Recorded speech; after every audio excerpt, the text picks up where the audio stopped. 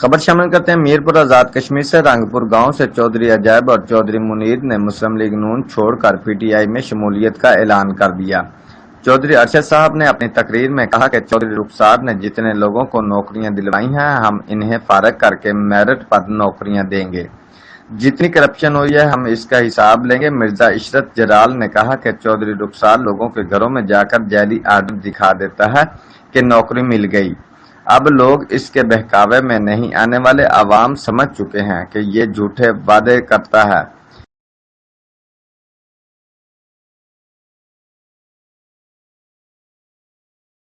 फारूक मुनीर साहब, स्टेज पे बैठे हुए दीगर कायदीन, भाइयों और बुजुर्गों, अस्सलाम वालेकुम। सबसे पहले मैं चौधरी अजायब साहब, चौधरी हाजी अब्दुल रशीद साहब, चौधरी मोहम्मद मनीर साहब, सेक्रेटरी बशीर साहब, चौधरी लियाकत साहब, चौधरी रियासत साहब, बाबा यूनुस, चौधरी बशारत साहब और इनकी तमाम फैमिली को, नून लीग को छोड़कर, और वैसा ही नहीं असूलों की बुनियाद पर नून लीग को छोड़कर पीटीआई में शामिल होने पर दिल की अथाह गहराइयों से शुक्रिया अदा करता हूँ। और मैं आज मुनीर साहब के इस घर में, जहां से उस नौसरबाज को देश निकाला हुआ है, आपसे ये वादा करता हूं कि इंशाअल्लाह ताला कभी भी आपको अपने इस फैसले में पछतावा नहीं होगा।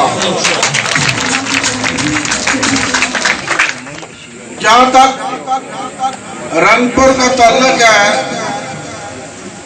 तो रंगपुर जिस तरीके से मेरे वालिद मोहतरम मरहूम जो खादम हुसैन का किला था, आज फिर जो है वो पीटीआई और बैरिस्टर सुल्तान महमूद चौधरी का किला बन गया। और यहाँ पर मैं ये बताना जरूरी समझता हूँ कि मुनीर साहब ने अपनी तकरीर में जो बातें की हैं, और उसके अलावा मिर्जा इशरत साहब ने जो बातें की हैं, वो अकायद की तर्जमानी करती हैं। हम जो लीडर लोग होते हैं अवाम में से होते हैं और अवाम हम में से होते हैं। अगर कोई लीडर ये समझे कि मैं अवाम को बेवकूफ बना सकता हूं, तो इसका मतलब है वो खुद बेवकूफ है। आज आपने जो यहाँ बातें सुनी है, ये मैं समझता हूँ एक खुदाई आवाज होती है। और अवाम जो होते हैं वो सबसे बेहतरीन जज होते हैं। हो सकता है मुझे अपने बारे में खामी और खूबियों का इतना ना पता हो जितना आप लोगों को मेरे बारे में पता हो। इसलिए